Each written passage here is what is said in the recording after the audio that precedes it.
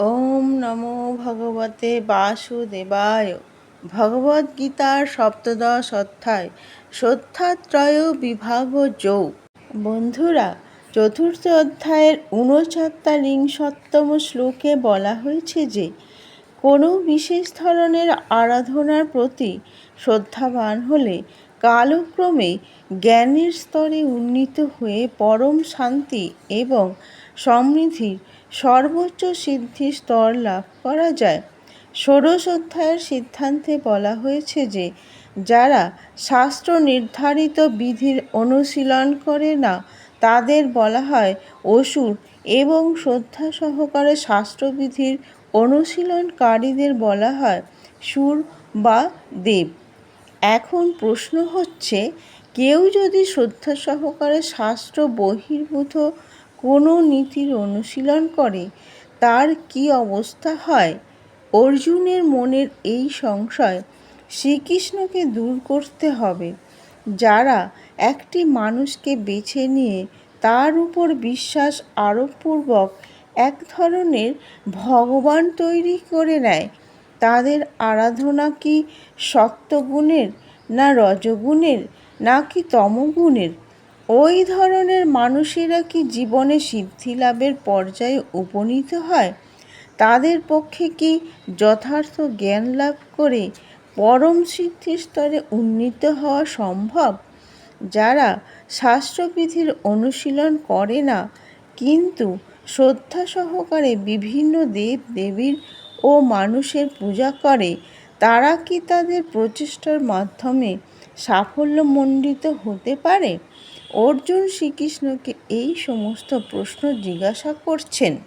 সেই সব প্রশ্ন সকলের উত্তরে ভগবান শ্রীকৃষ্ণ বলেন, যারা শাস্ত্রের বিধি নিষেধ সম্বন্ধে অবগত হওয়া সত্ত্বেও আলস্য বা বৈমুখ্য বশত এই সমস্ত বিধি নিষেধ অনুশীলন করে না, তারা জড়জ প্রকৃতির বিভিন্ন গুণের দ্বারা পরিচালিত হয়। তাদের পূর্বকৃত সত্ত্বগুণ, রজগুণ অথবা তমগুণাশ্রিত কর্ম অনুসারে তারা বিশেষ ধরনের স্বভাব প্রাপ্ত হয়। প্রকৃতির বিভিন্ন গুণের সঙ্গে জীবনের সংসর্গ চিরকাল ধরেই চলে আসছে। যেহেতু জীবসত্তা জড় প্রকৃতির সঙ্গে সংশ্লিষ্ট হয়ে আছে, সেই জন্য জড়গুণের সঙ্গে তার আসঙ্গ অনুসারে সে বিভিন্ন ধরনের মানসিকতা লাভ করে থাকে। কিন্তু যদি সে কোনো সদ্গুরুর সঙ্গ লাভ করে এবং তার নির্দেশিত অনুশাসনাদি ও শাস্ত্রাদি মেনে চলে, তাহলে তার স্বভাব পরিবর্তন হতে পারে। সেইভাবে মানুষ ধীরে ধীরে তম থেকে সত্ত্বে কিংবা রজ থেকে সত্ত্বে তার অবস্থার উন্নতি সাধন করতে পারে। সিদ্ধান্ত হচ্ছে এই যে প্রকৃতির কোনো এক বিশেষ গুণের প্রতি অন্ধবিশ্বাসের ফলে মানুষ পূর্ণ সার্থকতার পর্যায়ে উন্নীত হতে পারে না। সব কিছুই সতর্কতার সঙ্গে বুদ্ধি দিয়ে সদ্গুরুর সান্নিধ্যে বিবেচনা করতে হয়। এইভাবে মানুষ প্রকৃতির উচ্চতর গুণগত পর্যায়ে নিজের অবস্থার পরিবর্তন করতে পারে। তো বন্ধুরা, চলুন শুরু করি ভাগবদ্গীতার সপ্তদশ অধ্যায় শ্রদ্ধাত্রয় বিভাগ যোগের শ্লোকগুলি ও তার অনুবাদ। শ্লোক ১। অর্জুন উবাচ যে শাস্ত্রবিধি মুৎসৃজ্য যজন্তে শ্রদ্ধয়ান্বিতা তেষাং নিষ্ঠা তু কা কৃষ্ণ সত্ত্বমাহ রজস্তম। অনুবাদ।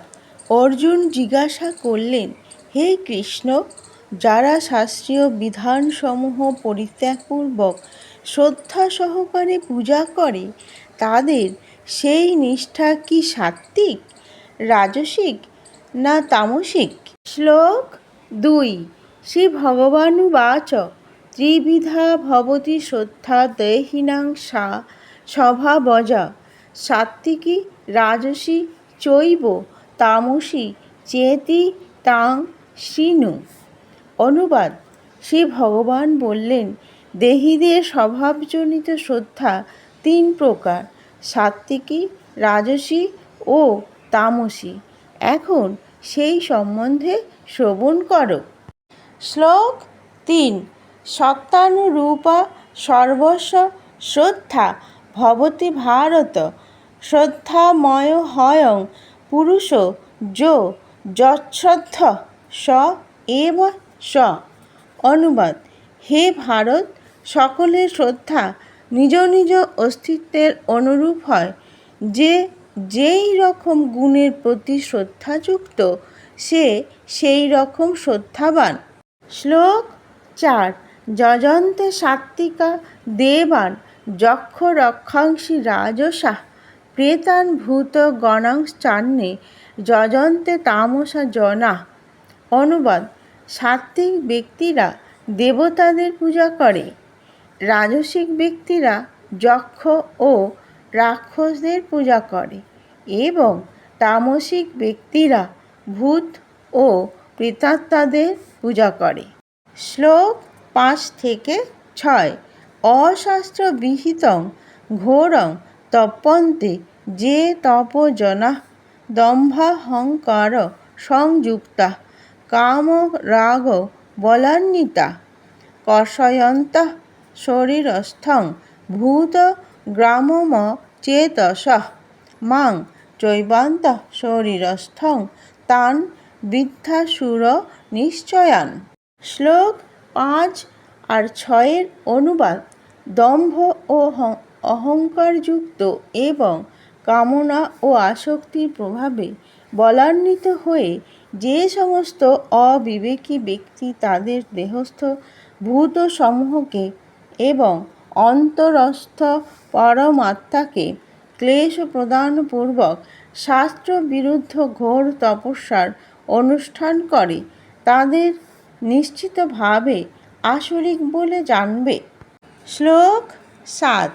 আহারস্তপি সর্বস্ব ত্রিবিধো ভবতি প্রিয়ঃ, যজ্ঞস্তপস্তথা দানং তেষাং ভেদমিমং শৃণু। অনুবাদ: সকল মানুষের আহারও 3 প্রকারে প্রীতিকর হয়ে থাকে, তেমনি যজ্ঞ, তপস্যা এবং দানও ত্রিবিধ। এখন তাদের এই প্রভেদ শ্রবণ করো। শ্লোক 8।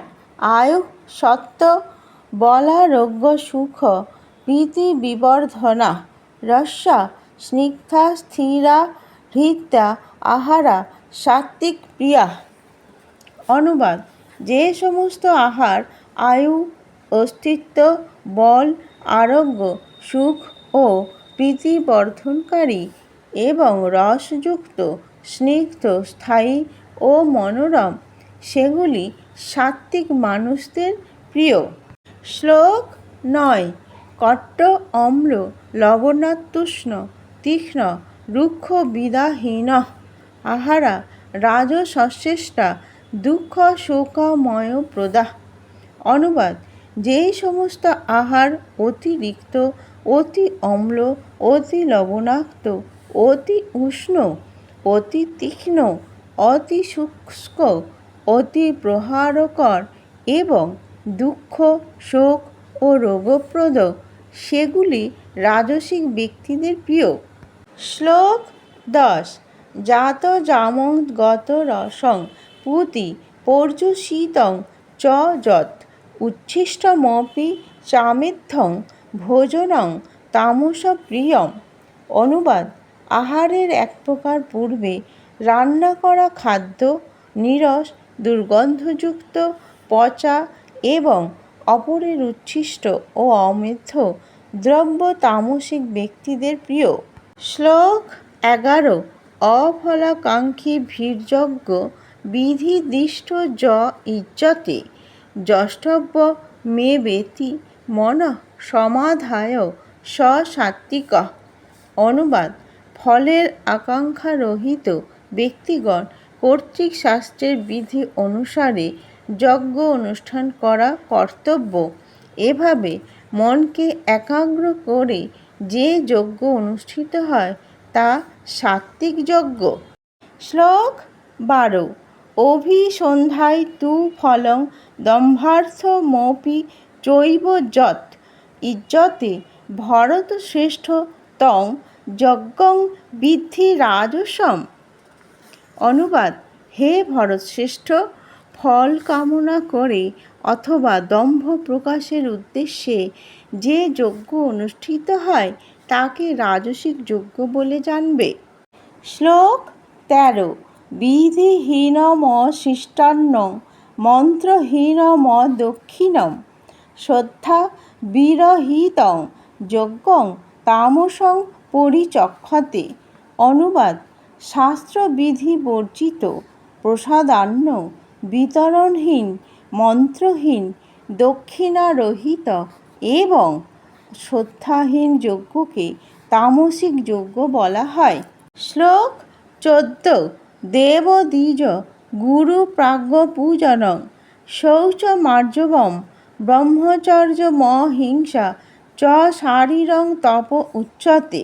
অনুবাদ: পরমেশ্বর ভগবান, ব্রাহ্মণ, গুরু ও প্রাজ্ঞগণের পূজা এবং শৌচ, সরলতা, ব্রহ্মচর্য ও অহিংসা পালন এগুলিকে কায়িক তপস্যা বলা হয়।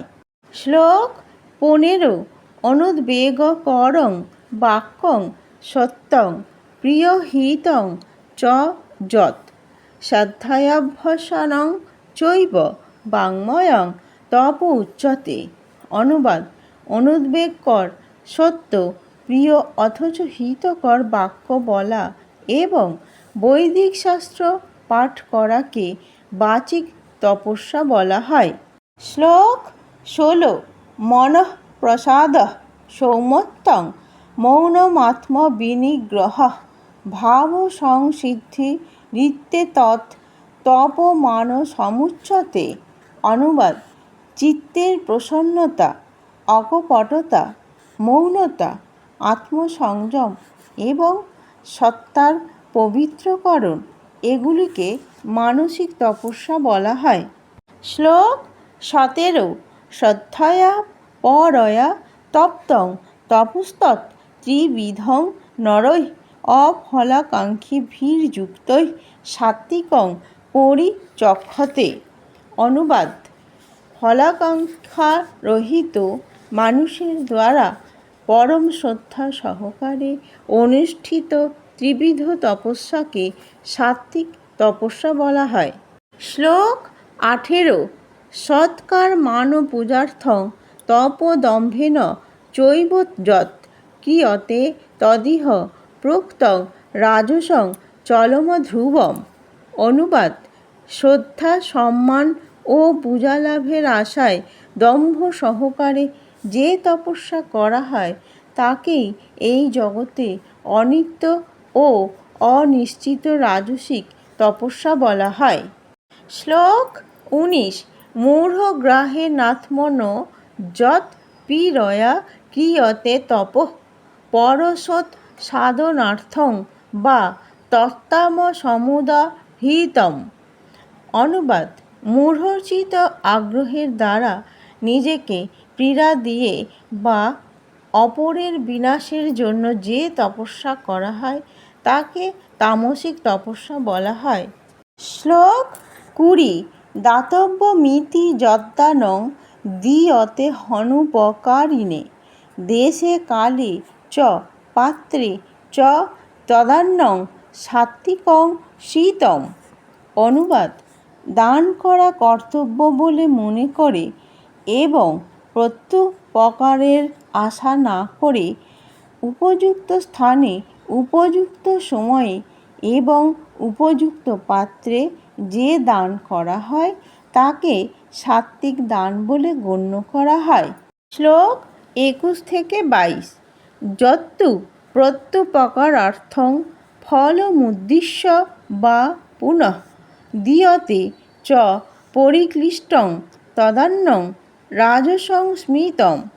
অদেশকালে যদ্দানমপাত্রেভ্যশ্চ দীয়তে অসৎ কৃতমবজ্ঞাতং তত্ত্বামসমুদাহৃতম। শ্লোক 21 এবং 22 অনুবাদ: যে দান প্রত্যুপকারের আশা করে অথবা ফললাভের উদ্দেশ্যে এবং অনুতাপ সহকারে করা হয় সেই দানকে রাজসিক বলে গণ্য করা হয়। অশুচি স্থানে, অশুভ সময়ে, অযোগ্য পাত্রে, অনাদরে এবং অবজ্ঞা সহকারে যে দান করা হয় তাকে তামসিক দান বলা হয়। শ্লোক 23। ওম তৎসদিতি নির্দেশ ব্রহ্মণস্ত্রিবিধ স্মৃত ব্রাহ্মণাস্তেন বেদাশ্চ যজ্ঞাশ্চ বিহিতা পুরা। অনুবাদ: ওম তৎসৎ এই তিনটি শব্দ ব্রহ্ম নির্দেশক নামরূপে শাস্ত্রে গণ্য হয়ে থাকে। পুরাকালে সেই নাম উচ্চারণপূর্বক ব্রাহ্মণগণ পরব্রহ্মের প্রীতির জন্য বেদপাঠ ও যজ্ঞসমূহ বিহিত করতেন। শ্লোক 24। তস্মাৎ ওম ইত্যুদাহৃত্য যজ্ঞদানতপঃ ক্রিয়াঃ প্রবর্তন্তে বিধানোক্তাঃ সততং ব্রহ্মবাদিনাম। অনুবাদ: সেই হেতু ব্রহ্মবাদীদের যজ্ঞ, দান, তপস্যা ও ক্রিয়াসমূহ সর্বদাই ওম শব্দ উচ্চারণপূর্বক শাস্ত্রের বিধান অনুসারে অনুষ্ঠিত হয়ে থাকে। শ্লোক 25। তদিত্যনভিসন্ধায় ফলং যজ্ঞ তপঃ ক্রিয়াঃ দান ক্রিয়াশ্চ বিবিধা ক্রিয়ন্তে মোক্ষকাঙ্ক্ষিভিঃ। অনুবাদ: মুক্তিকামীরা ফলের আকাঙ্ক্ষা না করে তৎ শব্দ উচ্চারণপূর্বক নানাবিধ যজ্ঞ, তপস্যা, দান আদি কর্মের অনুষ্ঠান করেন। শ্লোক 26-27। সদ্ভাবে সাধুভাবে চ সদিত্যে তৎ প্রযুজ্যতে প্রশস্তে কর্মণি তথা সচ্ছব্দঃ পার্থ যুজ্যতে। যজ্ঞে তপসি দানে চ স্থিতিঃ সদিতি চোচ্যতে কর্ম চৈব তদর্থিয়ং সদিত্যে বাভিধীয়তে।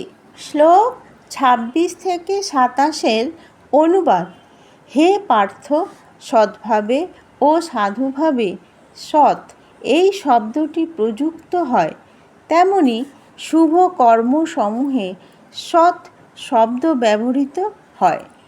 যজ্ঞে, তপস্যায় ও দানে সৎ শব্দ উচ্চারিত হয়, যেহেতু কর্মসমূহ ব্রহ্মোদ্দেশক হলেই সৎ শব্দে অভিহিত হয়ে থাকে। শ্লোক 28। অশ্রদ্ধয়া হুতং দত্তং তপস্তপ্তং কৃতং চ যৎ অসদিত্যুচ্যতে পার্থ ন চ তৎ প্রেত্য নো ইহ। অনুবাদ: হে পার্থ, অশ্রদ্ধা সহকারে অনুষ্ঠিত হোম, দান বা তপস্যা আদি ক্রিয়াসমূহকে অসৎ বলা হয়। সেই সমস্ত ক্রিয়া ইহলোকে ও পরলোকে ফলদায়ক হয় না। ইতি শ্রদ্ধা বা বিশ্বাসের স্তরবিন্যাস বিষয়ক শ্রদ্ধাত্রয় বিভাগ যোগ নামক শ্রীমদ্ভাগবত গীতার সপ্তদশ অধ্যায়ের ভক্তি বেদান্ত সমাপ্ত। তো বন্ধুরা, আজ আমি শ্রদ্ধাত্রয় বিভাগ যোগ নামক শ্রীমদ্ভাগবত গীতার সপ্তদশ অধ্যায় এখানেই শেষ করলাম। আগামী ভিডিওয় আমি অষ্টাদশ অধ্যায় মোক্ষ যোগ ভাগবত গীতার 78টি শ্লোক ও তার অনুবাদ নিয়ে আসবো অন্য আরেকটি ভিডিওয়। তো বন্ধুরা, এই ভিডিওটি ভালো লাগলে অতি অবশ্যই লাইক করে দেবেন এবং কমেন্ট করে বলবেন জয় শ্রীকৃষ্ণ। আর আমার এই ভিডিওটিকে যারা নতুন এসেছেন তারা অতি অবশ্যই সাবস্ক্রাইব করে দেবেন এবং ভালো থাকবেন, সুস্থ থাকবেন। জয় শ্রীকৃষ্ণ। রাধে রাধে। নমস্কার।